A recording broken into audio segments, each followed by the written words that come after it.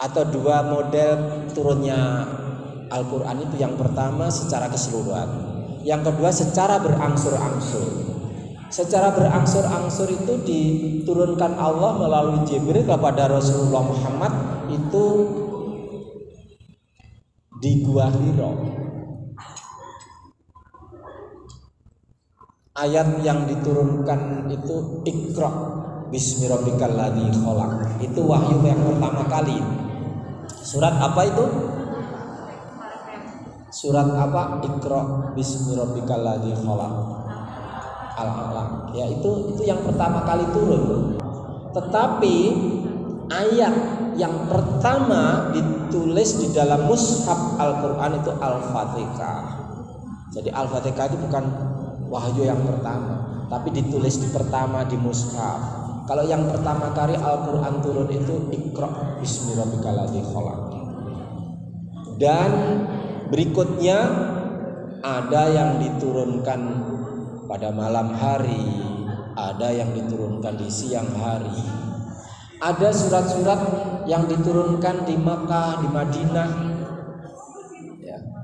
Walaupun Rasulullah pada saat jadi Rasul sudah hijrah, ya, di Madinah juga menerima wahyu, di Makkah menerima wahyu. Pada saat menerima wahyu dengan proses bermimpi, mengalami juga.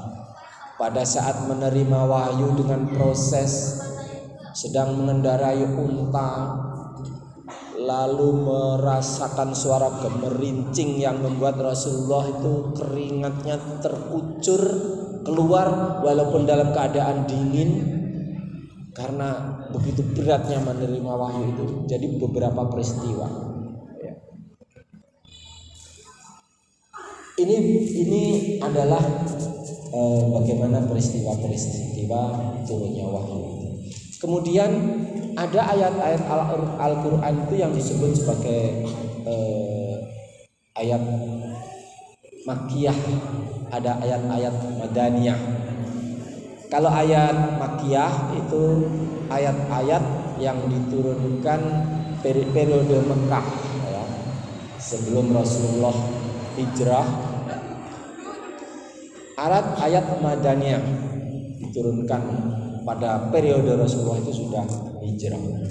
Ayat-ayat Madaniyah tidak selalu diturunkan di Madinah, tapi juga diturunkan di Mekah atau diturunkan di antara Mekah dan Madinah. Tapi waktunya adalah waktu Rasulullah itu sudah membentuk negara di Madinah.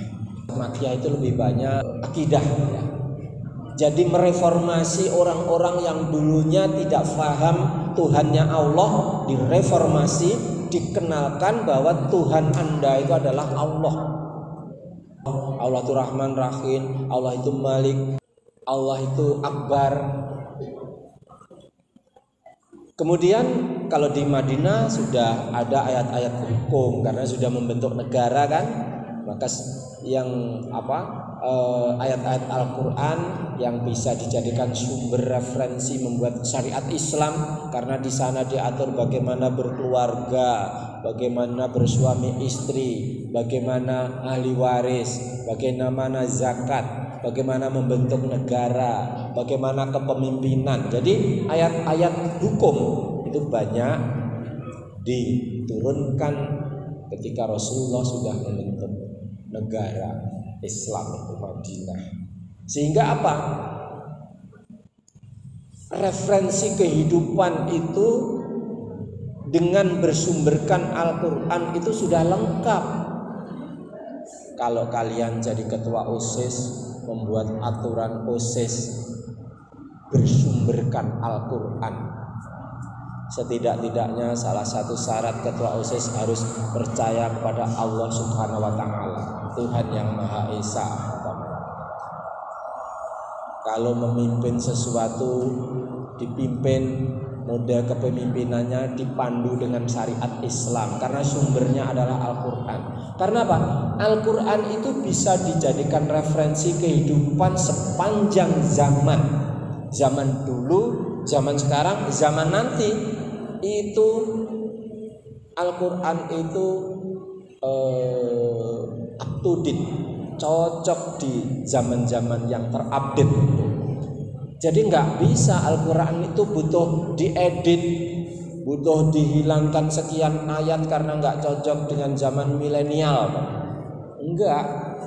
Walaupun zaman dulu teks-teks Al-Quran itu ditulis di pohon-pohon, daun-daun lontar, dalam perkembangannya ditulis di kertas, dalam perkembangannya dijilid, di sekarang ini di handphone. Jadi up to date, kita fahami, kita jadikan pedoman di dalam praktek kehidupan ini. Makanya tadi Al-Quran itu ayatnya syahrul Ramadan alladzi unzila fil Qur'an. Di bulan Ramadan diturunkan Al-Quran. Hudalin nas, hudal, petunjuk bagi manusia. Jadi Al-Quran itu petunjuk bagi manusia. Petunjuk itu apa sih? Petunjuk itu referensi atau literatur. Aku mau mencari pekerjaan untuk mendapatkan income. Bagaimana ya pekerjaan yang dibenarkan oleh Allah? Bagaimana ya pekerjaan ini kita lakukan dengan niatan karena mengabdi kepada Allah, karena taat kepada Allah? Bagaimana? Buka Al-Quran yang berbicara tentang pekerjaan. Ada. Bekerja adalah ibadah. Saya mau menikah. Teman-teman saya itu sebelum menikah itu kayak sudah bersuami istri, yang disebut sebagai pacaran, begitu ya. Apakah harus begitu sih sebelum menikah harus pacaran? Dan orang itu apa harus menikah sih? Kok binatang-binatang itu nggak menikah juga hidup, juga bisa makan, juga bisa punya keturunan? Kenapa harus menikah? Maka referensinya adalah Al-Quran. Bagaimana Al-Quran berbicara tentang rumah tangga itu? Ada perbedaan ya. Kalau manusia dengan binatang itu sama saja, sama-sama makhluk hidup. Artinya ada jantan betina kawin, ada zigot. Zigot itu janin. Baik binatang maupun manusia, bertemunya sperma dengan sel telur menjadi zigota, menjadi janin. Janinnya binatang maupun manusia awalnya dari laki dan perempuan. Tetapi ada perbedaan yang harus diatur. Kawinnya binatang itu tidak perlu melalui proses pernikahan. Kalau manusia kawin yang berdampak mempunyai keturunan harus diawali dengan proses pernikahan yang sah. Pernikahan yang sah, karena kalau tidak sah namanya perzinaan. Kalau sah pernikahan. Karena apa? Karena anak binatang dengan manusia berbeda. Binatang itu tidak ada aturan ini keluarganya, ini sepupunya, ya, ini ahli warisnya. Enggak. Kalau manusia itu ada ahli waris, ada nasabnya, ada titik-titik bin ini, titik-titik binti ini. Jadi ada ahli warisnya dan diatur sehingga jelas ini anaknya ini, keturunannya ini, sehingga kalau yang ini dengan ini boleh enggak nikah. Sesama muhrim kan enggak boleh menikah, kalau bukan muhrim boleh menikah. Itu jelas. Untuk apa sih harus melalui pernikahan yang sah? Untuk menjaga martabat, harga diri dan kehormatan manusia itu sendiri. Karena kalau tidak dengan itu seperti binatang hina. Ada manusia ini tidak jelas bapaknya siapa, ibunya siapa, tidak jelas. Nasabnya siapa, ahli warisnya siapa. Jadi itulah makanya Al-Quran sebagai hudal linnas, petunjuk. Makanya salah satu sumber hukum Islam itu adalah Al-Quran. selain al-hadis gitu ya. Nah, hudal linnasi wa bainati minal huda wal furqan wa bainati minal huda, dan penjelas dari petunjuk itu. Jadi kalau ada keterangan di Al-Qur'an itu kadang-kadang penjelasannya juga dari Al-Qur'an, dari ayat yang lain itu menjelaskan ayat yang satu dengan yang lainnya. Makanya kalau kita membaca Al-Qur'an, bagaimana sih tafsirnya, penjelasannya itu dicari di ayat-ayat yang lainnya, di surat yang lainnya itu bisa ketemu. Kalau tidak ketemu dicari di hadis. Ada perbedaan Al-Qur'an dengan hadis. Apa sih perbedaannya? Apa? Al-Qur'an itu apa? Al-hadis itu apa? Kalau Al-Qur'an tadi kan firman Allah ya, yang terdokumentasikan di dalam mushaf itu, mulai dari surat Al-Fatihah diakhiri dengan surat An-Nas. Kalau Al-Hadis itu sesuatu yang dirujukkan kepada Rasulullah, baik perkataan Rasulullah, sikap Rasulullah, pengakuan Rasulullah, itu Al-Hadis yang didokumentasikan di hadis-hadis itu. Nah, baik Al-Qur'an dengan Al-Hadis sebagai sumber hukum Islam setara, dua-duanya harus ditaati, harus dilaksanakan. Kalau urutan sumber hukum Islam yang disepakati ulama, yang pertama kali Al-Qur'an, setelah Al-Qur'an Al-Hadis, setelah hadis ijma. Ijma itu kesepakatan para ulama. Setelah ijma qiyas. Qiyas itu menganalogikan peristiwa. 4 Al-Qur'an, Al-Hadis, ijma, qiyas. Ini sumber hukum Islam yang sudah disepakati jumhur ulama, mayoritas ulama atau semua ulama. Karena ada sumber hukum Islam yang lainnya selain itu yang juga digunakan. Nah, hadis dengan Al-Qur'an itu memiliki kesetaraan sebagai sesuatu yang harus ditaati untuk dilaksanakan. Tadi hudalinas wa bainati minal huda, dan penjelas bagi petunjuk itu. Wa bainati minal huda wal furqan. Furqan itu pembeda. Jadi Al-Qur'an itu juga disebut sebagai Al-Furqan, sebagai pembeda. Membedakan apa sih? Al-Qur'an itu kehadirannya bisa menjelaskan bagaimana perbedaan antara kebenaran dengan kebatilan. Al-Qur'an itu bisa memberikan penjelasan bagaimana perbedaan antara kemaksiatan, kemudorotan dengan kemanfaatan.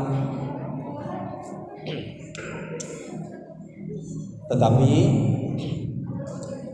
kita akan mengetahui informasi dari Al-Qur'an, perbedaan antara yang tidak baik dengan yang baik, antara yang dilarang dengan yang diperintahkan. Kalau kita mengkaji Al-Qur'an yang berbicara tentang syariat, begitu ya, maka di situ hadirnya Al-Qur'an tadi sebagai Al-Furqan, pembeda, petunjuk.